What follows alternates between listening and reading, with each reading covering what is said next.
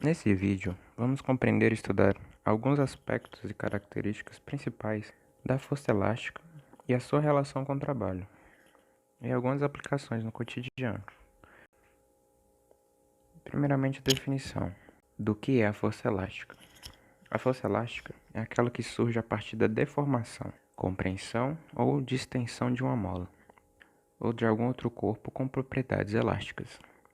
Portanto, é o estudo do estiramento ou da compreensão de algum corpo com propriedades elásticas, ou seja, trata-se de uma força restauradora, isto é, procura sempre compensar, desfazer a deformação que lhe foi imposta. Assim, a mola sempre tenta voltar ao seu comprimento inicial, retornando à sua posição de equilíbrio. Então, basicamente, é o estudo da força que tenta voltar ao seu comprimento inicial. Essas são as propriedades elásticas. Quando você comprime ou estira algum corpo com essas propriedades, ele sempre vai buscar o equilíbrio, sempre vai buscar voltar à sua posição inicial. Aqui temos um exemplo da atuação da força elástica, né? Nesse caso, o objeto está sendo comprimido e o sentido do movimento é essa seta em vermelho. E a atuação da força elástica, ela vai ser contrária ao movimento. Portanto, é essa seta em azul, que é a direção em que a força está atuando. Está empurrando o objeto, querendo fazer ele voltar ao seu comprimento inicial, né? A sua posição de equilíbrio. Nesse outro caso, já é o contrário. O movimento está para a direita, como na seta vermelha. A mola está sendo esticada. E a atuação da força elástica está sendo contrária ao movimento novamente, né? Nesse caso, indo para a esquerda, como na seta azul mostra, também tentando retornar à sua posição de equilíbrio. Agora falaremos sobre a lei de Hooke, mas não é esse Hooke. Muita gente pensa que escreve até do mesmo jeito, mas não. A gente vai falar sobre esse Hooke. Escreve desse jeito. E Robert Hooke foi um cientista que atuou na área da ciência na mesma época de Isaac Newton. E ele é um cientista famoso até pela descoberta das células, mas nessa área da física a gente vai ver sobre a lei que calcula a força exercida sobre um corpo elástico.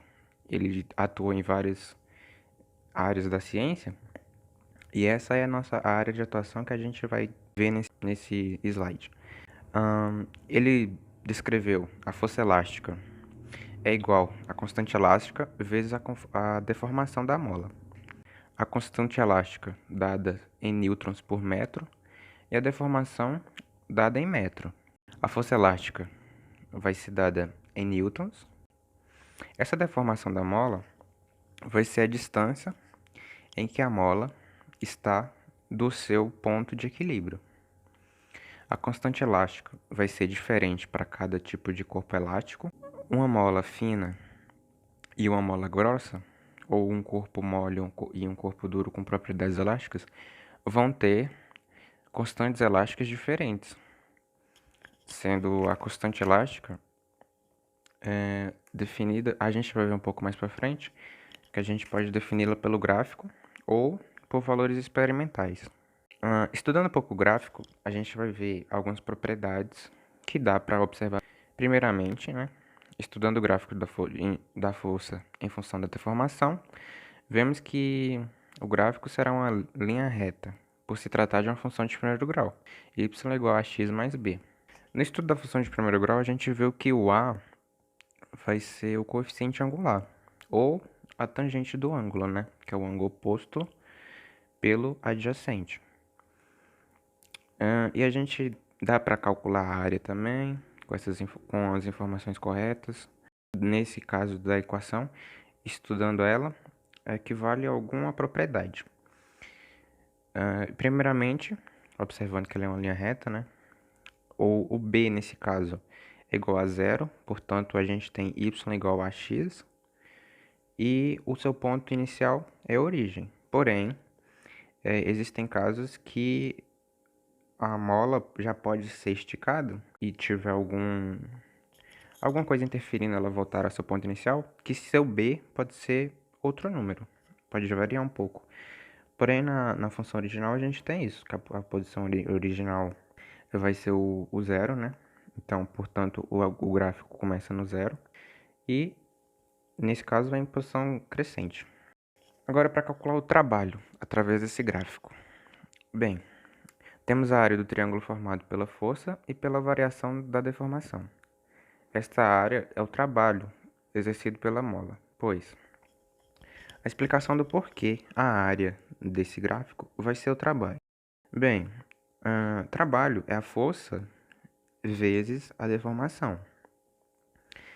E temos essas duas coisas no gráfico. A gente tem a força, que vai ser a altura, e a deformação, que vai ser a base, como descrito até nessa figura do lado.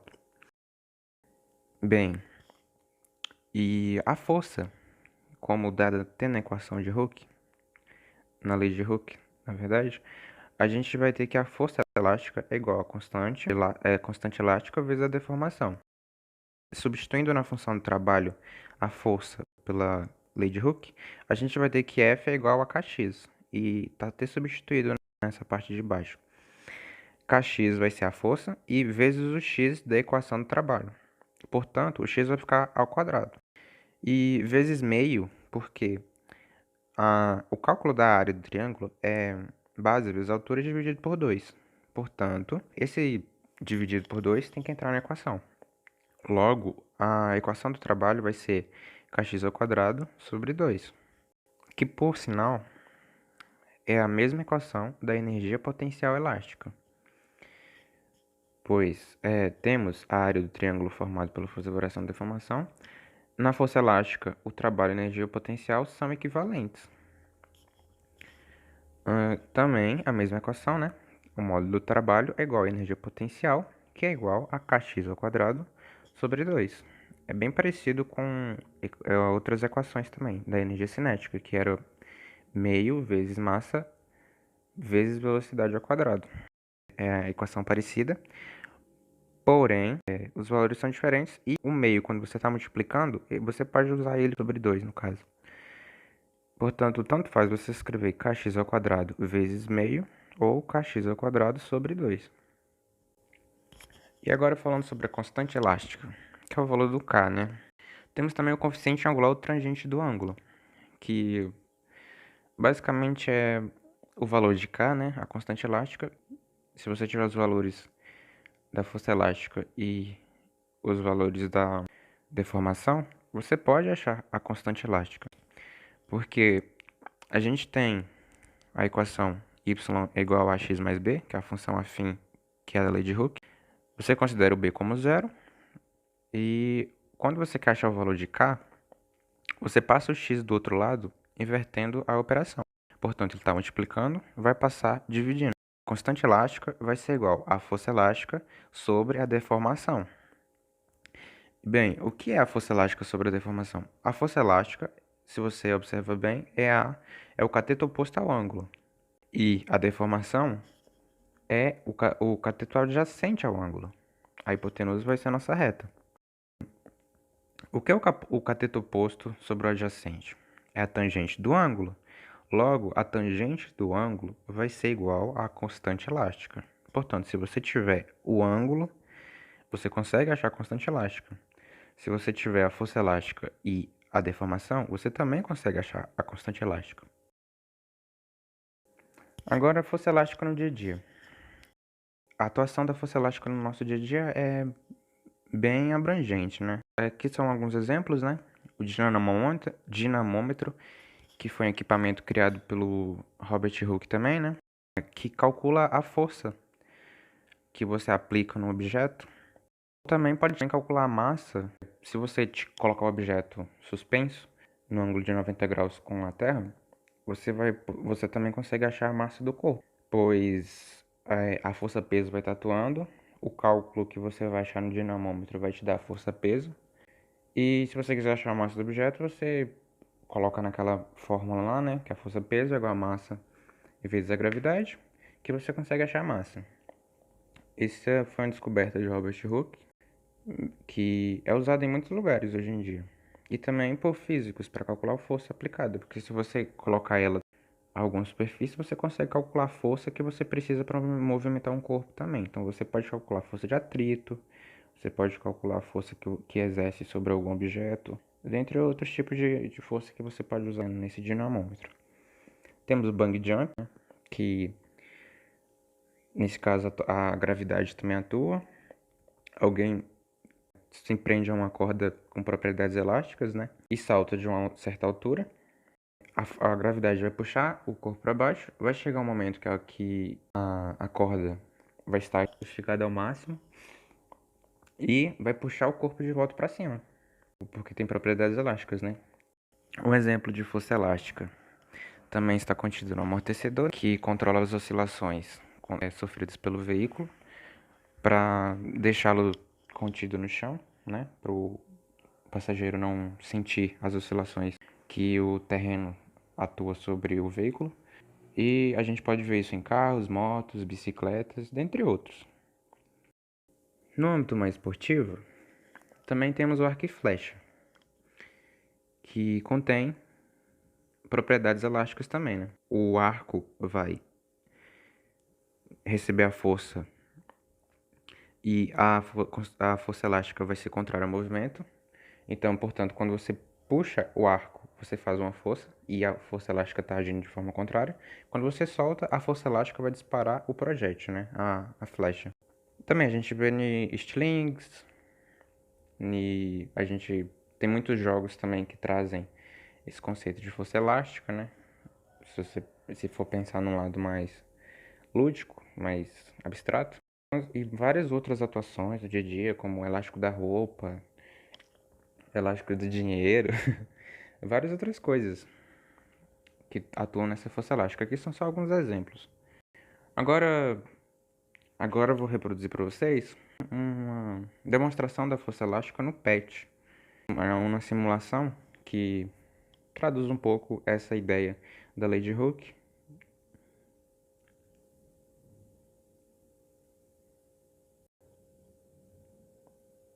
Bem, aqui no site do PET, a gente tem uma simulação da atuação dessa lei, né? Da constante elástica, da deformação da mola. E a gente pode ver aqui, ó. A força aplicada inicialmente, quando a mola está na posição de equilíbrio, a força atuada é 0 newtons. Aqui, ó, força aplicada 1 é igual a 0 newtons. A constante elástica nessa mola são de 200 newtons por metro. É que a gente vai ativar para dar uma olhada nos valores, na posição de equilíbrio, na deformação, força elástica e força aplicada. No começo, a deformação é igual a 0, a força elástica e a força aplicada também são 0 newtons. Bem, quando você puxa essa mola, a força aplicada já aumenta. Aqui. Nesse caso, com 42 newtons, a gente já tem uma deformação da mola, né? Igual a 0,212 metros, que equivale a 20 centímetros e alguma coisinha. E a força aplicada está nessa seta vermelha, a direção dela é o vetor dela. Opa, andei um pouquinho aqui. Aí. A força aplicada está em 42 newtons e a força elástica também está proporcional à força aplicada. Se eu puxar o máximo aqui, ó, vamos ter 100 newtons de força aplicada e vai ter meio metro de deformação. A força aplicada é 100 newtons e a força elástica também, porque são proporcionais. Portanto, a mola vai estar parada, né? Porque se a força resultante for igual a 0, não tem movimento. Se eu soltar, se eu voltar para cá e comprimir ela, a gente vai ver que os vetores vão ser diferentes do quando você puxa, né? A força aplicada agora está para a esquerda, diferente do outro caso que estava para a direita, e a força elástica continua contrária à força aplicada, né? Então, portanto, está para a direita. Nesse caso que a força tá falando que é negativa, porém, como a gente já viu em aula, a força elástica vai ser sempre negativa, né? e a constante elástica continua a mesma. A deformação da mola vai ser meio metro também. E esse é o primeiro caso, né? Vou retornar aqui. Se eu diminuir a força elástica e aplicar 100 newtons de força igual no último caso, diminuindo a constante elástica, a mola vai deformar-se mais com a mesma força. Portanto, se eu diminuir pela metade a constante elástica e a deformação da mola aumentou o dobro. Então, é inversamente proporcional à constante elástica da deformação, se eu aplicar a mesma força. A mola deformou-se 2 vezes mais do que no caso anterior. A força aplicada e a força elástica que estão atuando na mesma direção anterior, né? A força aplicada para a direita e a constante elástica para a esquerda, buscando a posição de equilíbrio. E se eu voltar para trás, eu também tenho uma deformação dobro da que a gente conseguiu no último caso. Se aumentarmos a constante elástica agora, colocar o máximo que consegue aqui, vocês estão vendo que até a mola deu uma engrossada aqui na imagem, né? Peraí, deixa eu só... Aqui, ó. Agora a constante elástica está em 1000 newtons por metro. A gente viu que ela deu uma engrossada aqui, simulando que a constante elástica é de uma mola mais grossa. Se eu aplicar 100 newtons de novo, a gente vê que ela desloca 10 centímetros. Porque essa mola precisa de muito mais força para deslocar-se, né? Já que a constante elástica é tão grande. Portanto, quanto maior a constante elástica, mais força vai ser necessária para ocorrer a deformação. E quanto menor a constante elástica, menos força vai ser necessária para ocorrer a deformação. Nesse caso também, se você puxar com 100 newtons e empurrar com 100 newtons, vai ser 10 centímetros de deformação, 0,100 metros. 0,1 metro no caso, né? No PET também temos outra simulação, que a gente vai ver a seguir. Bem, nessa outra simulação, vemos um pouco de como funciona o dinamômetro também, né? Que nesse caso a mola está perpendicular ao solo, né? Está fazendo um ângulo de 90 graus com o solo. E temos essas duas molas para comparação. Vou colocar a constante da mola 2 como grande e a constante da mola 1 como pequena. A gravidade vai simular a gravidade da Terra, né? E aqui a gente tem um objeto com 100 gramas. Pendurando primeiro na mola 1, a gente tem um deslocamento bem grande, porque a constante da mola é pequena. Já na mola 2, com a constante da mola grande, o deslocamento, a deformação vai ser menor, né? Quanto mais eu cresço a constante da mola 1, a distância que ela vai se mover vai ser menor. Aí, ó.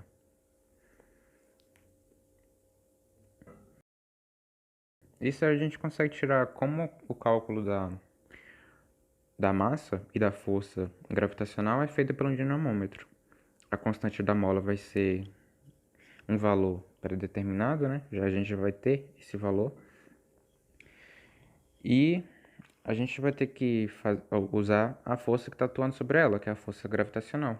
Portanto, a gente vai ter a gravidade também, que a gente já tem a gravidade na Terra. Portanto, o único valor desconhecido vai ser a massa. Tem dinamômetros digitais que já tem até qual é a massa do objeto, né? Pelo esse cálculo que ele já vai fazer digitalmente, já vai te dar a massa, porque é o único valor desconhecido na equação.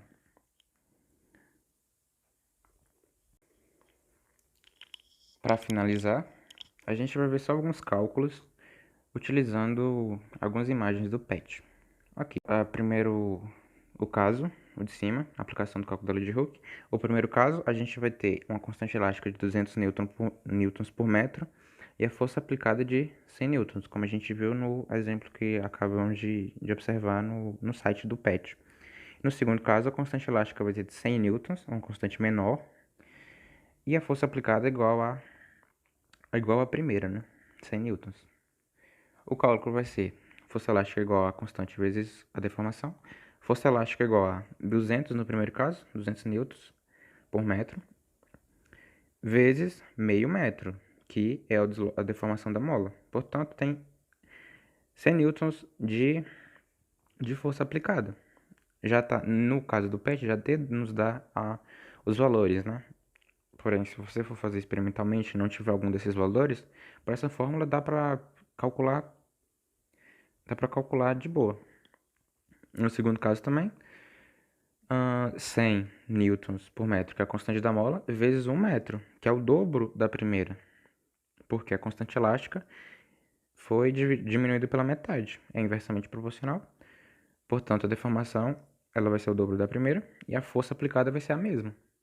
Naquele caso que a mola tinha 1000 newtons por metro e andou só 10 centímetros, também ia dar os mesmos 100 newtons de força, porque com a força você só consegue andar 10 centímetros na constante elástica igual a 1000 newtons por metro. Então, gente, é isso. Essa foi a apresentação. E agora vocês ficam com um experimento prático de como atua essa lei de Hooke. Olá pessoal, tudo bem? Meu nome é Kaline e hoje estou aqui para apresentar um experimento prático sobre força elástica e trabalho. Vamos lá? Bom pessoal, montamos esse equipamento para o nosso experimento de força elástica e trabalho. Acoplamos uma espiral de caderno com uma tampa de garrafa na ponta em uma caixa de papel. A caixa de papel serve de sustentação para essa espiral e a espiral irá ilustrar a nossa mola. A tampa de garrafa funciona como nosso objeto. Vamos considerar que a deformação dessa mola é x e a força que vamos aplicar nela é uma força qualquer. Na primeira situação, temos a mola sem nenhuma deformação e o objeto está na posição zero ou posição inicial. Ou seja, o sistema se encontra em equilíbrio e o trabalho é igual a zero. Bom, em uma segunda situação, vamos comprimir esta mola, aplicando uma força qualquer e realizando uma deformação x, onde o objeto que estava na posição zero sofre um deslocamento ao ponto A1. Quando essa mola é comprimida, temos um trabalho de força elástica resistente, ou seja, o trabalho é negativo, pois é contrário ao movimento. Já quando essa mola é solta, ela retorna ao seu estado original, ou seja, a força elástica está no sentido do deslocamento. Por isso, o trabalho da força elástica será positivo, contribuindo ao movimento. Em uma terceira situação, vamos fazer o contrário. Iremos puxar essa mola com uma força qualquer, fazendo com que ela fique alongada, sofrendo uma deformação x. No entanto, o objeto que estava na posição zero terá um deslocamento para o A2. Quando estamos alongando essa mola, temos uma força elástica também resistente, sendo contrário ao movimento. Ou seja, o trabalho dessa força elástica será também negativo. E quando ela for solta e retornará ao seu estado original, terá um trabalho positivo.